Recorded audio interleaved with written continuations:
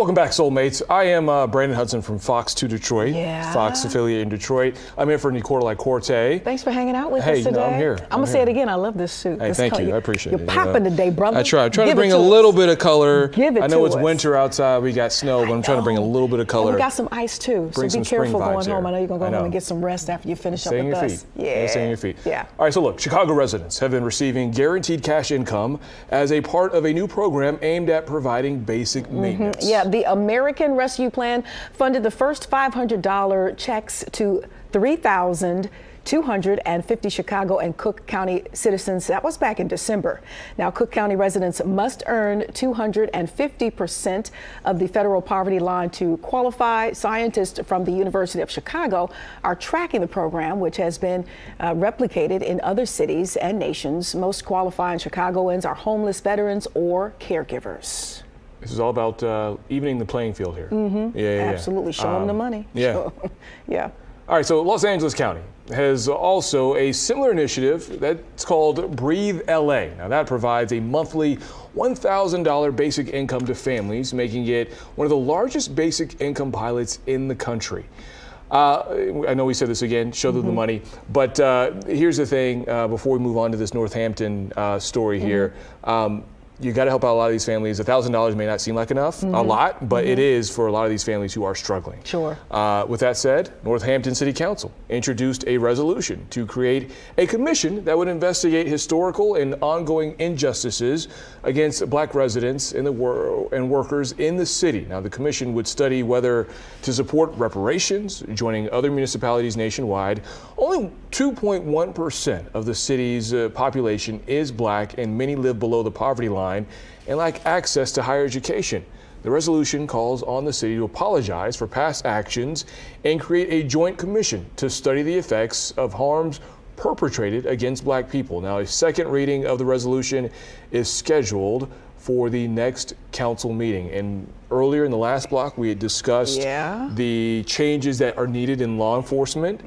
This is one of those components that would go a long way with educating the non-Black residents and many of them who may be in law enforcement as well about changing those implicit biases and making it a lot more comfortable for people of color in your city. You know, and it brings up the idea of, you know, first of all, I don't think, you know, thanks for the apology, but I'm gonna need some apology and some action and some solution-based resolutions, if you will, something that's going to work and be executed properly, that people can feel the advantage, people can feel the increase. And it really goes back to, you know, for me to talk about reparations and how we can reimagine reparations. If you're not going to give each Black person millions and millions and millions of dollars to try to recoup on what was done to us historically, then maybe it's about erasing student loans, or maybe it's about providing education for free. Maybe it's about, you know, credit or financial restoration in regards to,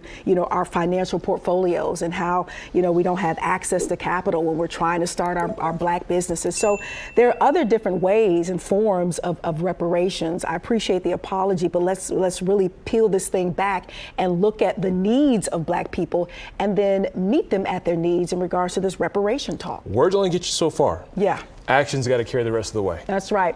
All right, let's move on here. The National Academics of Science, Engineering, and Medicine released a recent study urging America's scientific community to dismantle systemic barriers that prevent racial and ethnic minorities from thriving in science fields. Now, this report recommends a multi-tiered approach at the individual, team, and organizational levels to bring about meaningful change. The research promotes accountability measures to discover bias patterns among gatekeepers who are mostly white men. That's no surprise there. Now, the report also encourages leaders to shape their organization's norms, attitudes, and practices to promote inclusive, supportive workplaces. And we've had these conversations, Brandon, over and over and over again.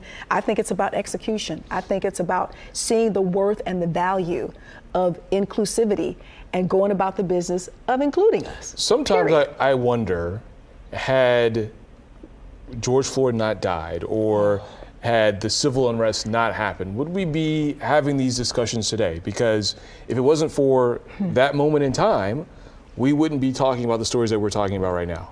And I think, at least it shows that for at least George Floyd, that, he didn't die in vain. That we are having these discussions at our dinner tables, at our work coolers, at our offices, and in a lot of places where they need to be had, where people who don't look like us need to be addressed about what it is that we're talking about. You make a great point, because a lot of it has become, on the other side of this struggle, which is not over, a lot of it has become rhetoric, because these companies have not made good on some of these promises, especially financially. I mean, so we don't call it Aunt Jemima anymore. It's something about the Mills company. That's not what we were asking for. And that's great. Yeah. But I mean, listen, you were talking about pumping millions into different aspects of the Black community, and that either hasn't happened or hasn't happened enough, or it doesn't match to what you were pledging very much so after, within the emotion of the George Floyd and the Black Lives Matter movement. So maybe we need to hold their feet to the fire as a Black community, because some of this money and some of this help still has not happened. Well, speaking of Black communities doing well,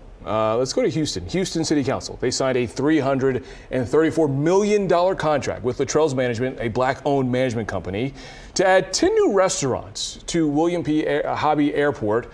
This new deal allows Luttrell's to operate approximately 17,000 square feet of Hobby's airport's food and beverage locations: Common Bond, The Rustic, Velvet Taco, Dish Society, Pink's Pizza, Jersey Mike's, and others will work with the company.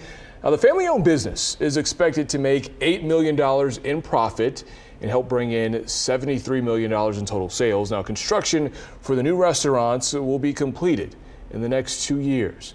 This is how you bring more people to your city. Game changer. And that's what Houston is trying to do. They're not just trying to bring people there to visit. They want to bring Black people there. It's engaging. To live there. That's right. It's engaging. When we see that they're opening doors up for, Black businesses, that's a good sign. It makes a difference. It reminds me of Midway Airport back in the, I want to say, mid-2000s. George's Music Room, just an iconic record store from back in the day, Chicago West Side. He made some strides and opened up a store in Midway Airport. So, you're walking from flight to flight, or you're going to catch a flight, and you hear all this great hip-hop, R&B, soul music, and it was George's Music Room. Hey, George, I love you. And so, this has been done, but maybe not enough. And so we fast forward to today, and big ups to this company and Houston's airport for seeing that this matters. Small steps like this that will hopefully open the doors for other airports to have other restaurants and businesses that are Black owned too. That's right. All right, so coming up on the Black Report, what students at historically Black colleges and universities in North Carolina are calling on the state to do. Also, what investigators found on the Michigan State University shooter that may offer a motive for the deadly mass shooting. That and more coming up on FOXSOUL's Black Report.